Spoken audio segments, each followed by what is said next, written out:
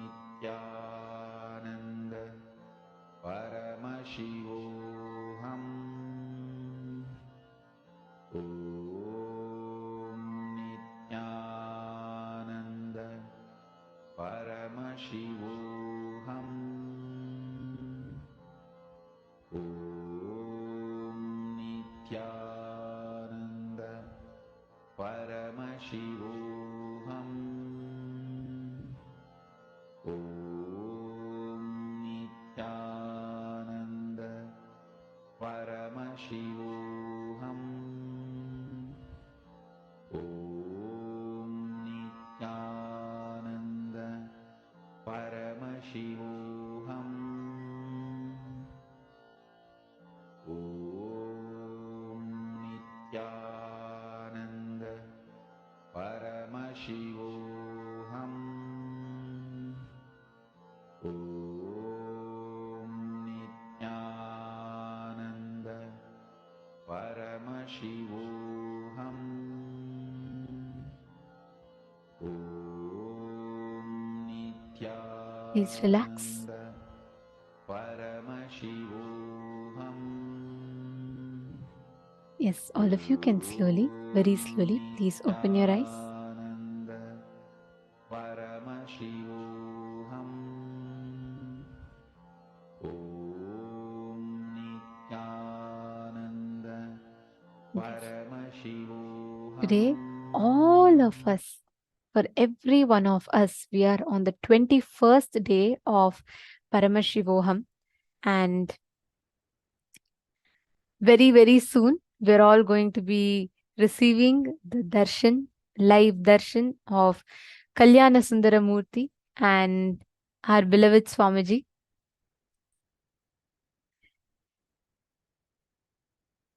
Today, for all of us that are here, on the 21st day of Paramashivoham, we are all going to be receiving the ultimate initiation. Paramashivoham is all about what? Living as Paramashiva, isn't it?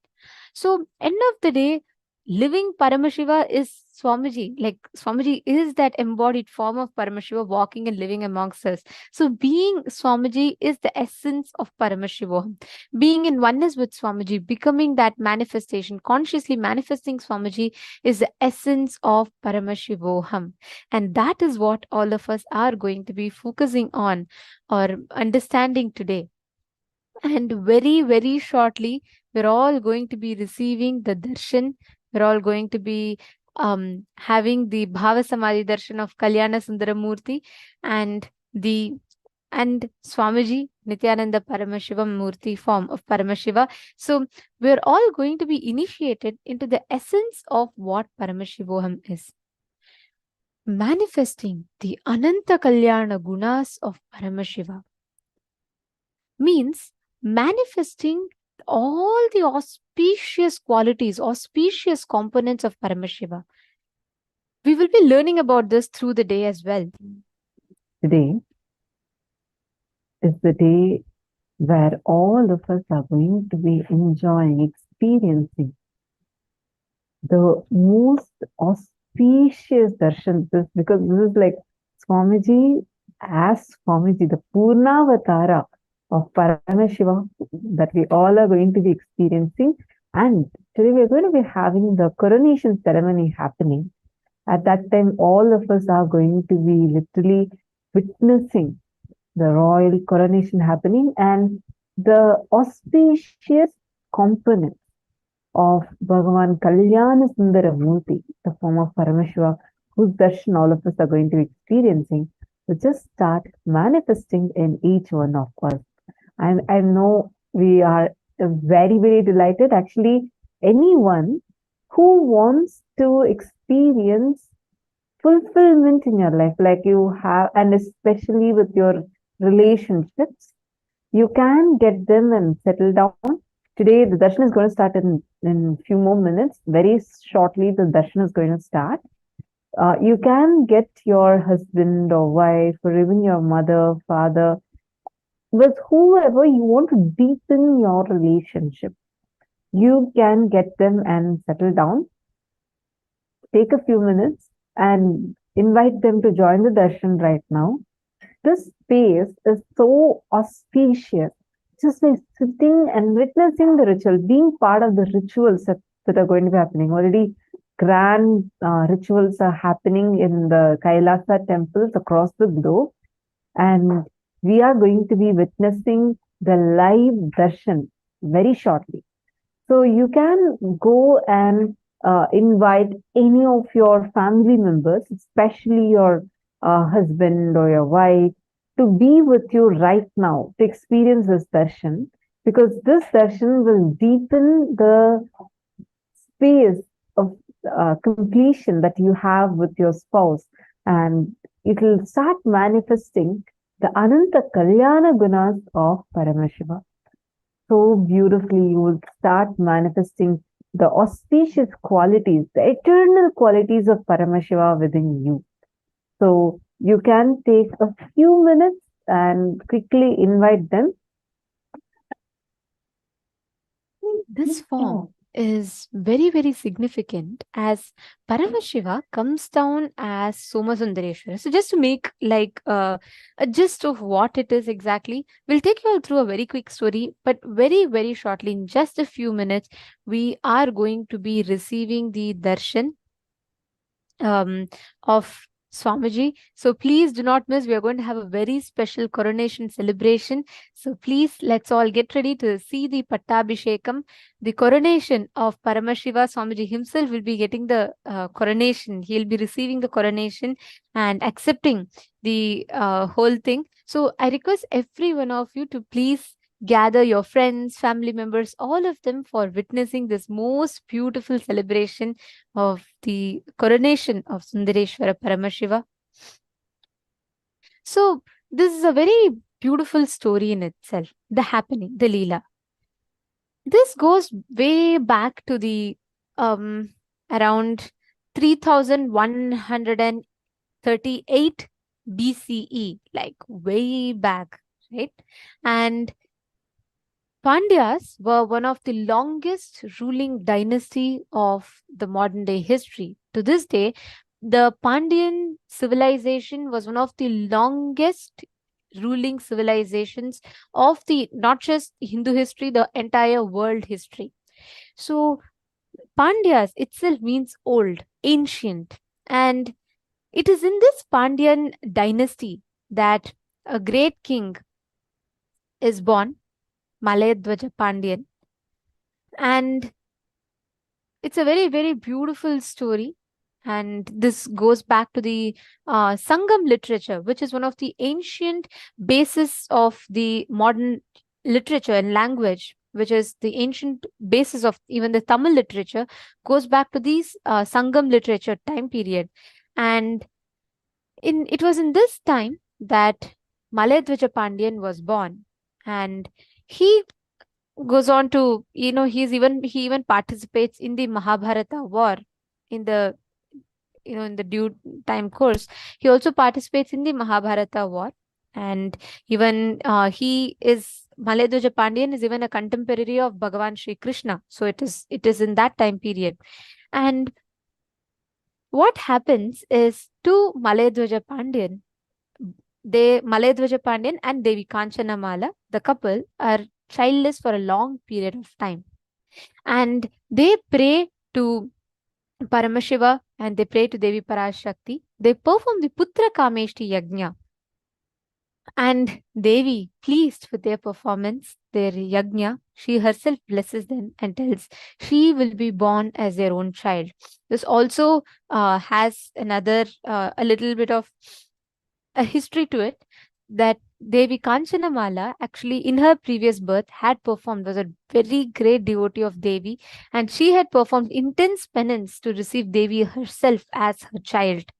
And so to fulfill that boon, Devi herself appears and blesses the couple, saying she herself will be born as their child. And so from the fire, a young 3-year-old girl walks out of the fire. And she walks out with 3 breasts, which is not normal, right? So she comes out and the Divya Sharira, the Ashariri voice tells that the moment Devi meets her divine consort, her third breast would disappear. The couple, extremely rejoiced with this auspicious happening, they name her as Tadadagai, and she is brought up with all the best, most auspicious qualities. She's brought with, she's taught everything: warfare, archery, administration. She masters all of this. And as she grows up, it is time for her marriage age to come.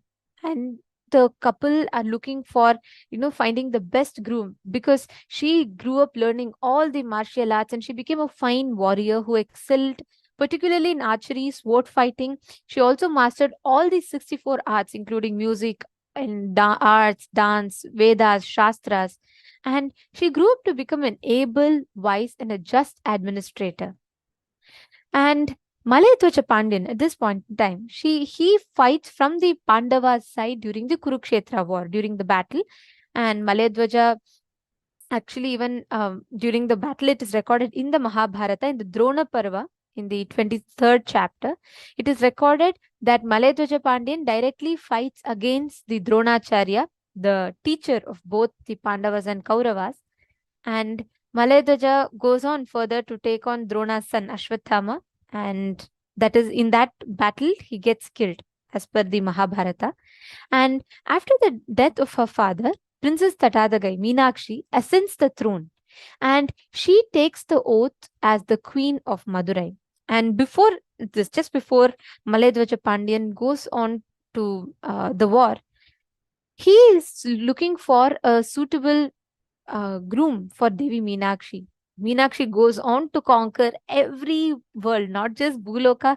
She conquers all the universes. She fights and wins over everyone.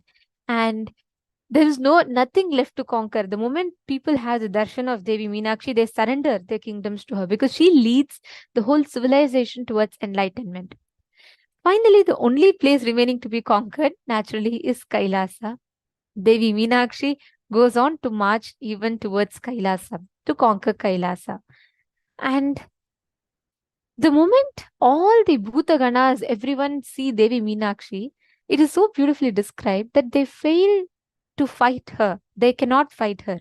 Even Nandi, the lord of the whole Kailasa, who guards the whole Kailasa, the moment he sees Devi Meenakshi, he only feels that of, the feeling of seeing a mother. So he is unable to fight. So it happens that all the Shivaganas lose the battle with Devi Meenakshi. Meenakshi goes on conquering each of them. She conquers all the Bhutaganas. She conquers Gundodara. Then Nandi comes. She conquers even Nandi. Finally, Nandi says, Paramashiva, only you can come and save us. And Paramashiva comes. The moment Meenakshi meets Paramashiva, her third breast disappears. The moment her three eyes locks into Paramashiva's three eyes, she realizes that she is Devi herself. She is Paramashiva's own extension. She realizes Paramashiva as her divine consort. She just falls in love with Paramashiva and awakens, experiences that highest enlightenment. And the moment she realizes this, she prays to Paramashiva and requests Paramashiva to accept her. And Paramashiva blesses her, saying he himself will come down as Somasundareshwara. And Devi, though, has one condition for this. She tells Paramashiva that, in Bhuloka, in Madurai, they're all like, we all live a completely different life as opposed to in Kailasa. So she tells Paramashiva to come in the form of a traditional groom. Paramashiva, in his all compassion, he says, not just a traditional groom, he'll come in his best form. So he's called as Sundareshwara, the most graceful and beautiful form of Paramashiva. So Paramashiva walks the streets of Madurai as Somasundareshwara, adorned with all the jewelries, the finest of jewelry, the finest of clothes. He's adorned with everything as he walks the streets of Madurai. And he reaches the palace, and King Malayadwaja Pandyan and Kanchanamala hand over Devi Meenakshi to Somasundareshwara, and this celestial wedding happens with so much of grandeur and so much of celebration. All the gods and goddesses from all the three worlds appear, and they all sit here. From all the 14 worlds appear, and they all sit in part of the celebration of Meenakshi Sundareshwara Thirukalyanam. There's an elaborate description that is given. So fast forward, after all these marriage and all these celebrations get over, Devi Meenakshi and Somasundareshwara are Devi Meenakshi is handed over the kingdom. It is after this that her father Malayadwaja Pandyan passes away in the Mahabharata war when he fights against the Kauravas. And after the death of her father, Princess Meenakshi ascends the throne and becomes the queen of Madurai. She takes the oath as the queen of Madurai, the Pandya king, and she takes the oath on the Manudharma Shastra. And after her accession to the throne, Devi Meenakshi continues to conquer all the worlds. And after Devi Meenakshi ascends the throne, which is even witnessed by Agastya, Meenakshi goes on to rule for a very long period of time. And after her marriage to Somasundareshwara, she decides to give the kingdom to Bhagavan Paramashiva himself, so that the entire humanity in itself can be guided towards enlightenment. And she hands over the whole kingdom to Somasundareshwara. The whole coronation takes place.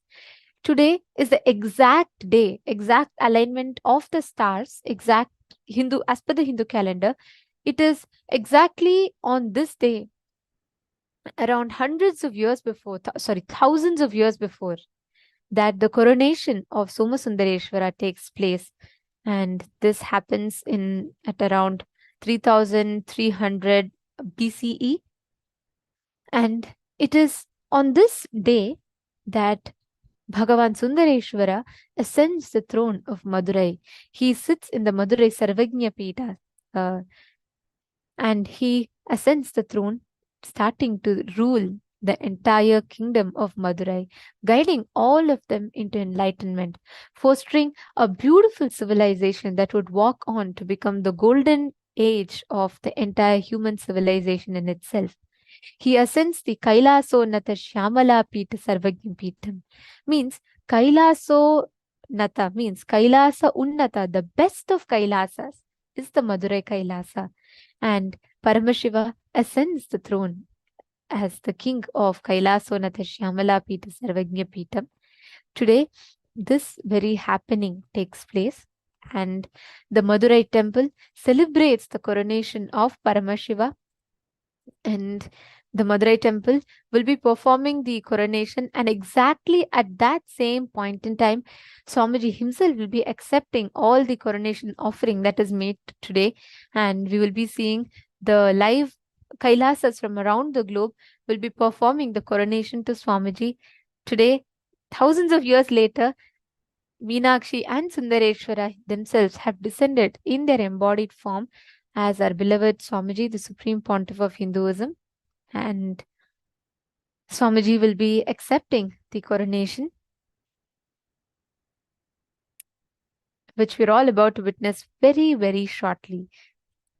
Understand, when we have this session today, we are going to be seeing how many of you here want to manifest all auspiciousness in your life. See, actually, whoever, even if they have attended even one day of this season, or even if they have attended one day of any other previous seasons, just connect with all of them, immediately let them not miss today's darshan.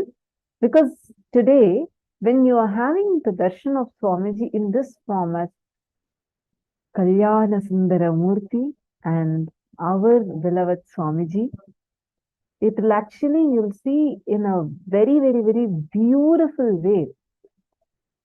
Swamiji will just shower all of them with so much of auspiciousness, mangalatva, and whatever they are wanting from life, everything will start manifesting. So you can invite all of them, immediately take a few minutes, and you all can go ahead and invite all your friends, whoever has attended even one day of the program, go ahead and give them an invite. I see more and more participants joining. Actually, some participants do not know that the darshan is starting now. So take a few minutes. We request everyone to immediately go ahead and invite all your friends. If you just look around, if you do not find your friends over here, take a moment and invite them. Ma'am Mohini Lata is saying, Ma, today I want to do full day program. Wonderful. Yes, welcome. We are going to be having the full day program. Right now, can I request all the participants to kindly acknowledge?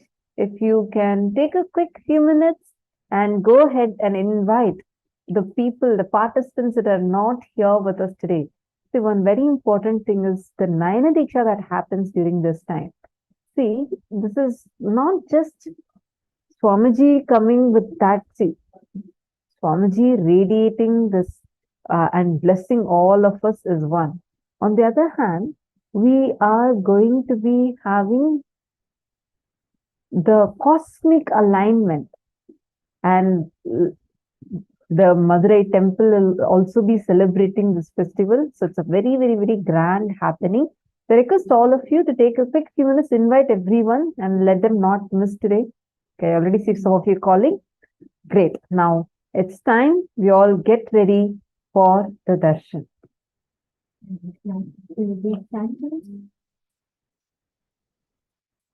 We will now be chanting the Dhyana Shloka, the exact sacred chant, which describes the form of Paramashiva with which he appears in Madurai to accept Devi Meenakshi.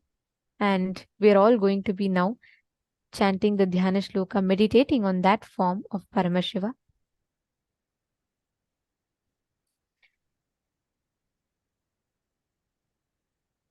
Please sit straight with your head, neck and spine in a straight line.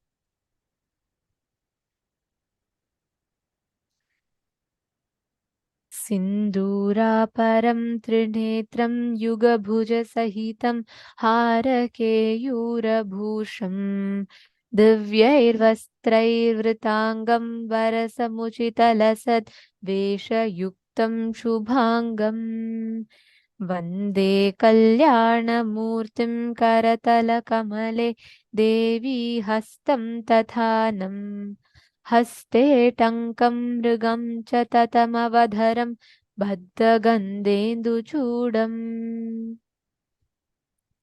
Now,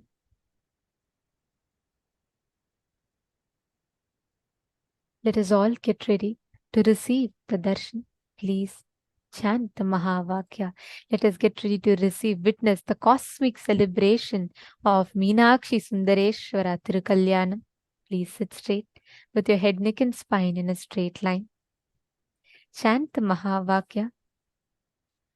Om Nithyananda Paramashivoham. Chant the Mahavakya. Paramashivoham. Now, let's all manifest this experience of manifesting the space of Paramadvaita, the pie of Paramashiva. Swamiji said, we'll all be manifesting the Ananta Kalyana Gunas of Swamiji. Now, we're all going to be manifesting a very, very beautiful power. The power of Ashtamaha Shaktis, where you're going to be able to increase, decrease, alter anything as per your will. You will be able to manifest the power of Anima and Mahima. And let us all start with the manifestation. I request every one of you here to pick up any object of your choice. And you can place that object right in front of you, take its measurement, and you can just manifest the power to increase the size of the object. Actually, as Paramashiva, when you sit as Swamiji and when you just manifest, you will see so beautifully how the manifestation, Swamiji will just open up in your inner space and manifest so beautifully.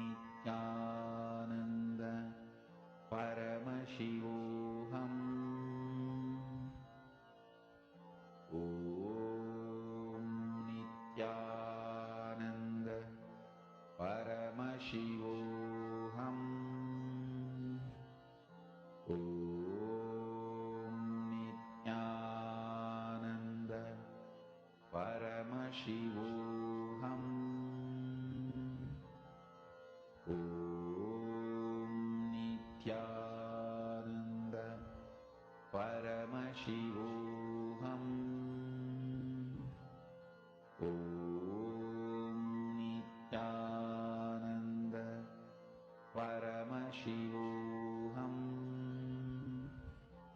Om Nithyananda Paramashivoham. Om Nithyananda Paramashivoham. Om Nithyananda Paramashivoham. Om Nithyananda Paramashivoham. Om Nithyananda Paramashivoham. Om Nithyananda Paramashivoham. Om Nithyananda Paramashivoham. Om Nithyananda Paramashivoham. Om Nithyananda Paramashivoham. Om Nithyananda Paramashivoham.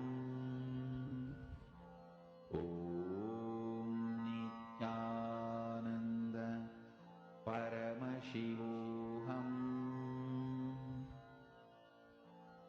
Om Nithyananda Paramashivoham. Om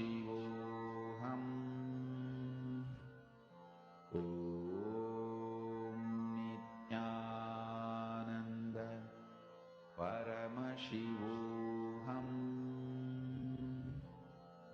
Om Nithyananda Paramashivoham.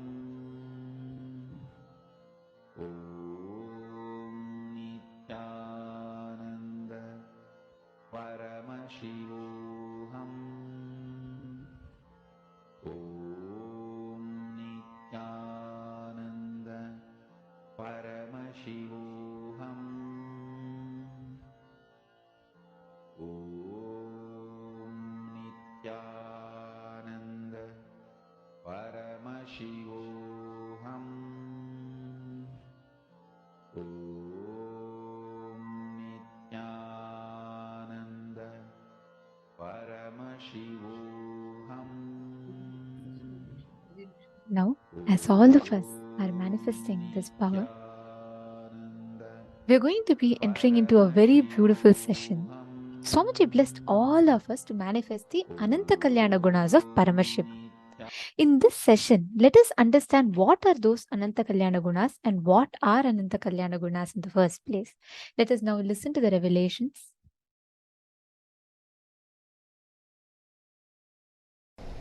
Sadashiva's right eye is Surya Mandala, left eye is Soma Mandala, third eye is Vanni Mandala, Agni Mandala. Vahni or Agni, both words can be used.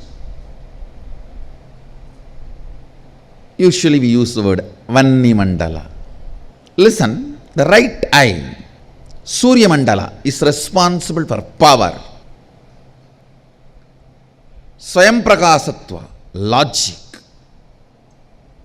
penetrating, scrutinizing, dissecting, ruling.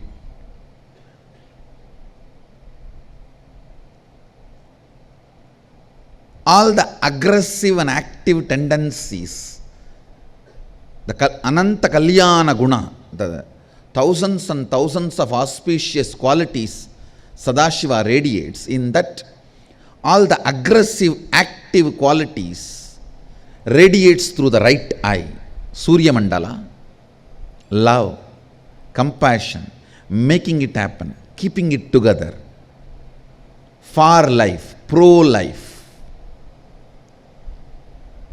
Those energies radiate through the Soma Mandala, the left eye. Understand?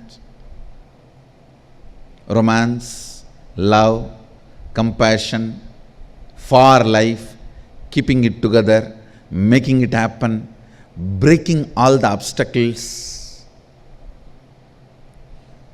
All those passive but foundational qualities for life in the Ananta Kalyana Gunas of Sadashiva, the foundational qualities for life, they manifest through the Soma Mandala, the left eye. Giving enlightenment happens, manifesting all the powers, initiation, liberation, all those activities are done through third eye.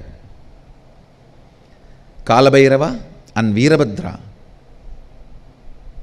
have been manifested through the right eye. The powers of the right eye, the jata and nail. Subramanya manifested through the third eye. Ganesha manifested from the Soma Mandala.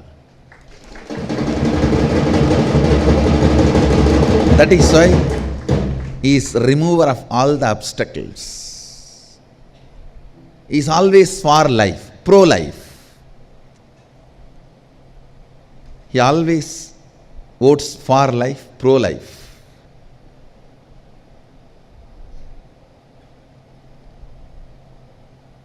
His space, his energy, joyful being. The moment you see, you can see, such a carefree, joyful being, does not diet to reduce the weight and look fit. Happy guy. and the way he is and very blissful being who goes on radiating far life energy, pro-life energy.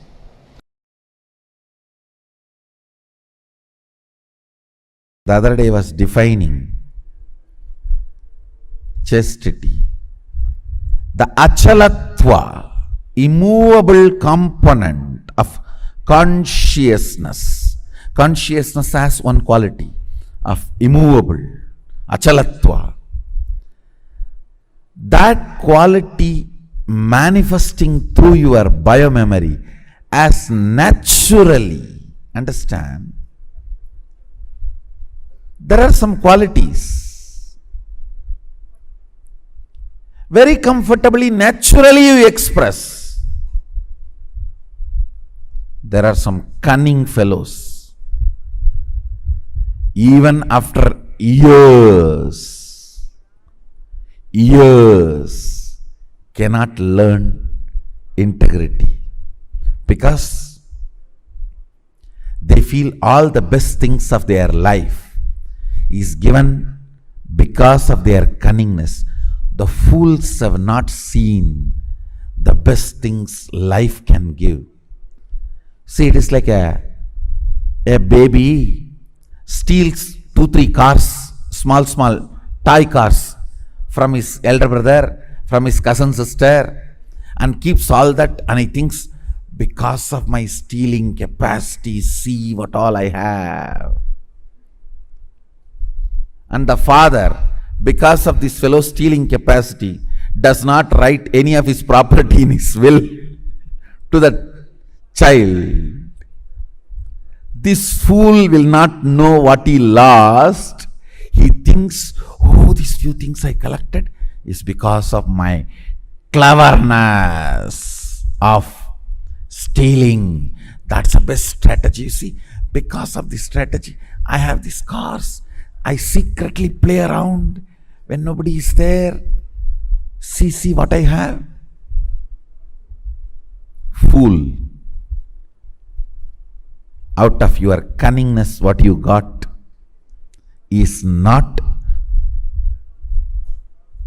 what was reserved for you by cosmos, what you deserved because of your cunningness. understand,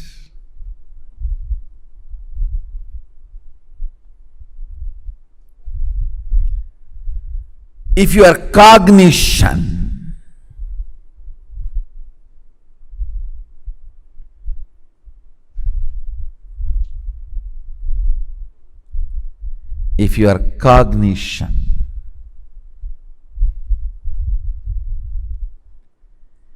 is comfortably flowing with the space of achalatva,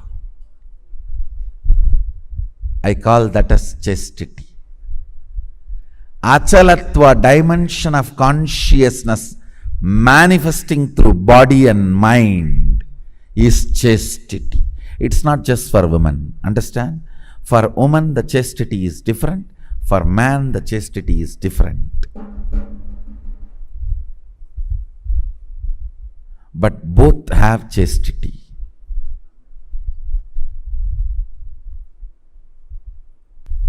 Now understand the fundamental definition of chastity. You see, your consciousness has many glorious dimensions. Eternal, pure. Whether you are complete mirror or distorted mirror, sun cannot be touched by you. Sun cannot be touched by you. You can play with the reflection, but not with the sun. Your consciousness, pure consciousness, has many good qualities. Eternity. It's eternal. Achalatva, stability. Pure, self-effulgent, always alive. So all these dimensions are living cognitions, gunas of your pure consciousness. In Bhakti traditions, the devotion traditions, we call it Ananta Kalyana Guna of Bhagavan, of Lord.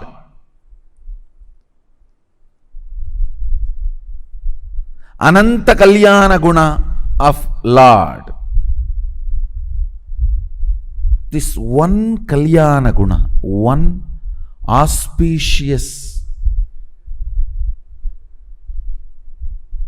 guna, character of your consciousness, achalatva, that manifesting through your biomemory, muscle memory, consciousness, is chastity. Chastity is one of the health of consciousness. Understand the word. Chastity demonstrates your consciousness is healthy.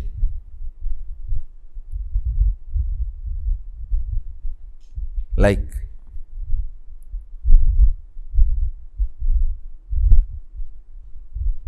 only mentally healthy person will be courageous. Understand?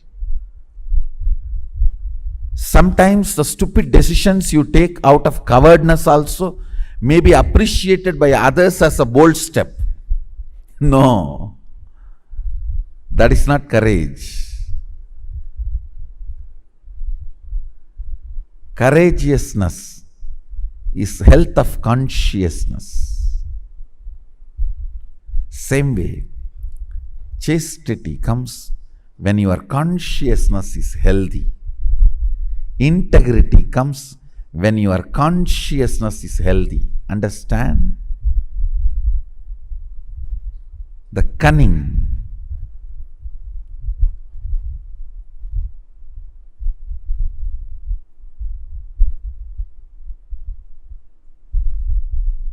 cunning strategies.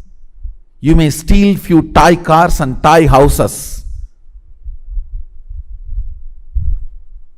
and keep it secretly. But you will miss what Sadashiva reserved for you. With integrity, you will get what he reserved for you. Understand? You deserve what he reserved. But if you think your strategy is more brilliant, then have that few stolen cars and houses you have.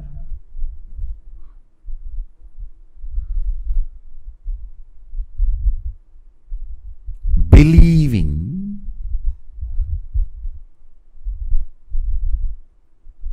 non-integrity can pay better things in your life is the worst stupidity can enter into your system. Cognizing integrity pays the best. Integrity brings everything Sadashiva reserved for you. As cognition leads you to enjoy the best of life.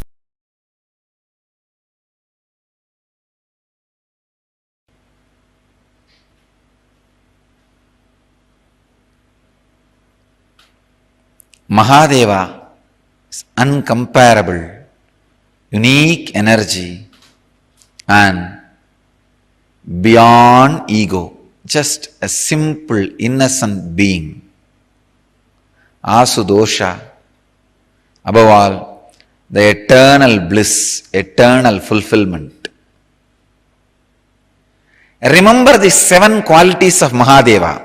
I have connected the 7 chakras qualities. Fantasyless being, being beyond fear, being beyond worries, being who goes on sharing, giving, being who is unique, being who is so simple, easily available, being in eternal fulfillment, Nithyananda. Remember these great 7 qualities because Shiva is filled with Ananta Kalyana Guna, thousands and thousands of auspicious qualities. Shiva, who is radiating these 7 qualities, is inside you. Your own personality. Understand? Whatever idea you have about you, that personality carries these 7 qualities. So meditate, remember that personality can express these 7 qualities.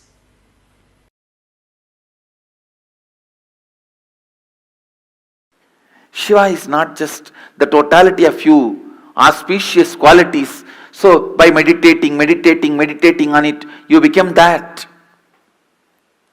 He is totality of auspicious qualities and consciousness. That is why when you invoke him, invite him, he occupies you and graces through you, radiates through you.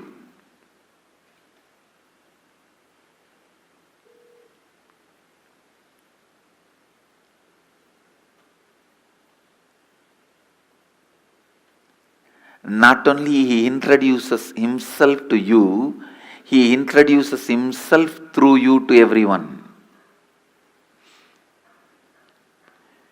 He introducing himself to you is authenticity. He introducing himself through you to others is enriching.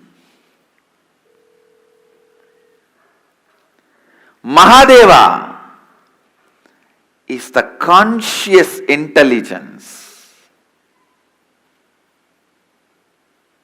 Shivoham is not technique, it's a conscious process. Meditate on Shivoham. Don't think your japa repetition, the strength of your meditation is going to bring the results. No. He is conscious intelligence. You meditating is nothing but invoking Him, requesting Him to fill you, to radiate through you.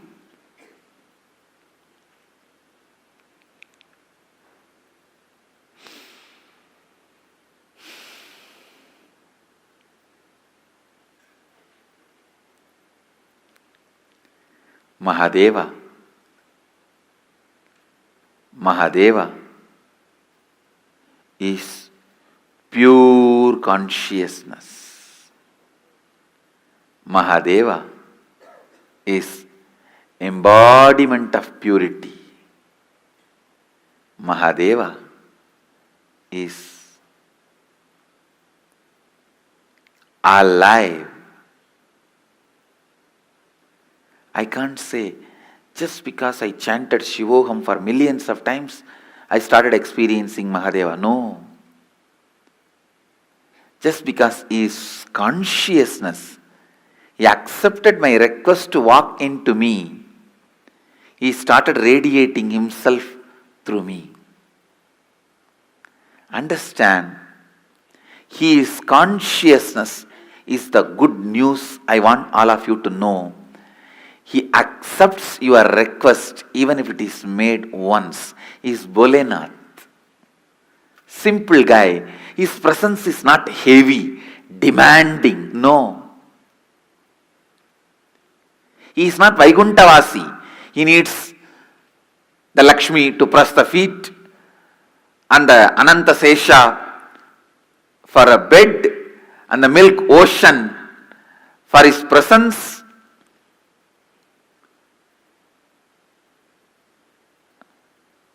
And all the best things, Shamantaka, the greatest jewelry for wearing.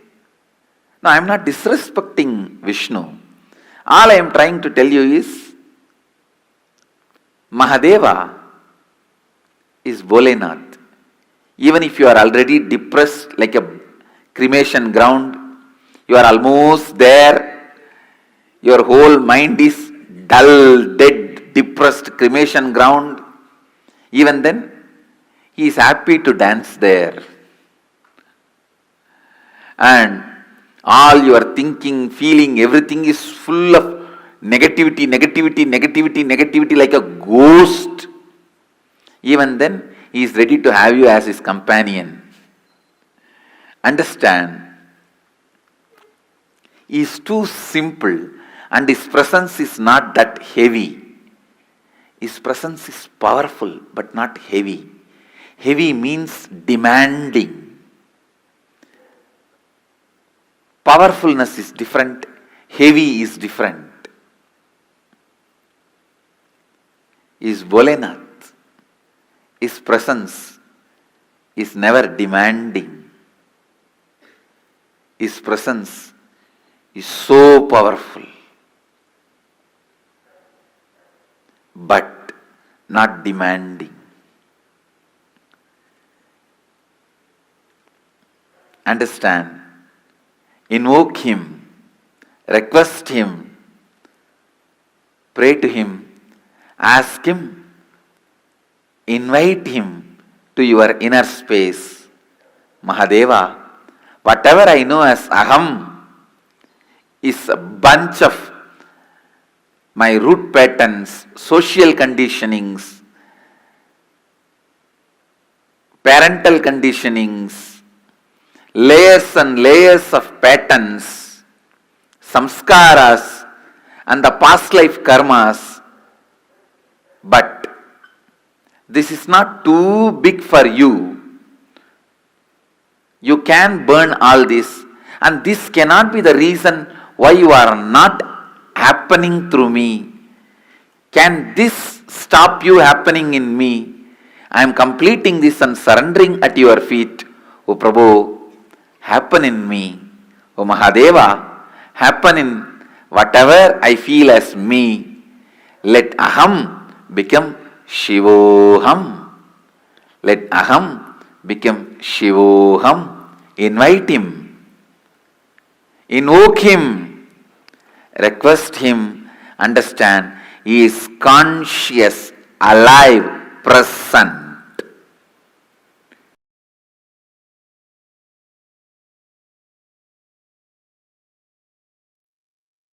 The Ananta Kalyana Gunas of Paramashiva, where he is present as that supremely embodied form of Paramashiva, embodying himself as eternally available and continuously being accessible to all of us, that eternal part of us, that component of us, which is not stopped by anything. That form of Paramashiva, as we all see, is the Ananta Kalyana Guna of Paramashiva.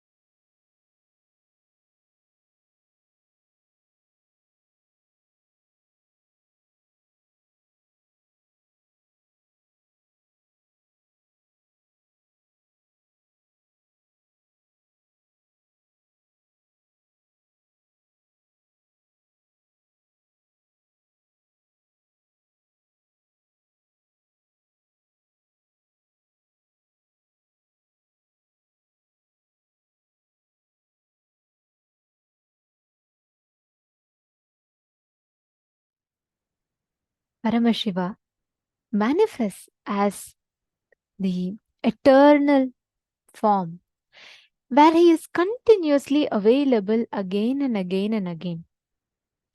That is the Ananta Kalyana Guna of Paramashiva.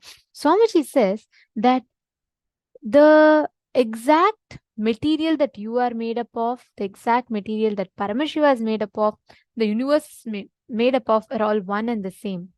And that is what is called as the pi of Paramashiva.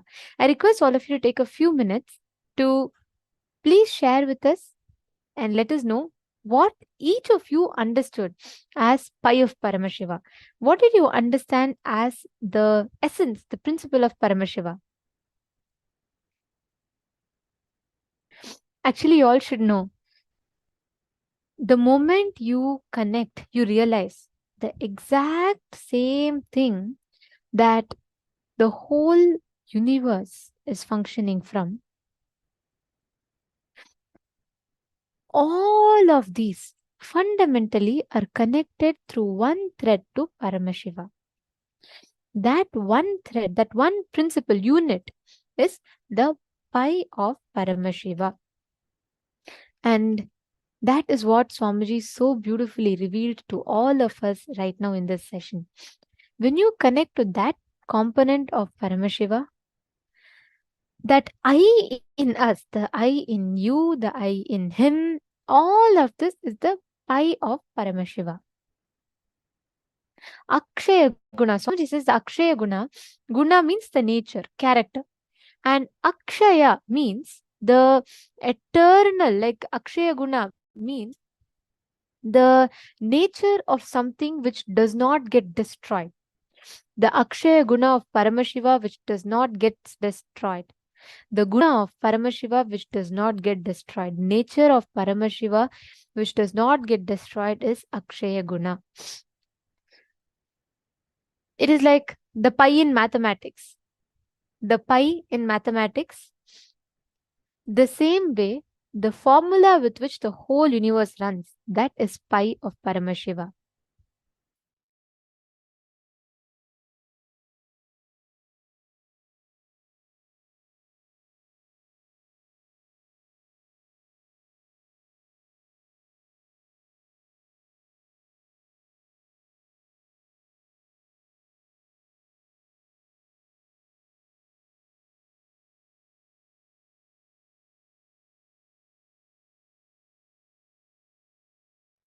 Are all of you understanding? It's such a beautiful principle that Swamiji has revealed. If you just catch the pi of Paramashiva, something you knew, that same component is same in Paramashiva. Same way, when you understand this oneness, the principle of oneness, your I is the pi of Paramashiva, you will, the way you see life, the way you perceive life will itself be different altogether. Now, with this same space, let us all enter into the power manifestation session. I saw so many of you have posted how you increase the size of the object in the previous round. Now, let us work on decreasing the size of your object, size of the object. Any object that you want, just pick that up. You're going to be measuring it and you're going to be decreasing the size of that object just through your conscious will. Chant the Mahavakya, take the before measurement. Nithyananda Paramashivoham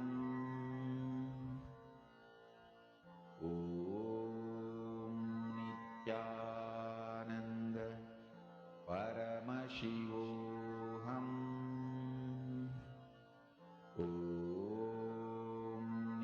Nithyananda Paramashivoham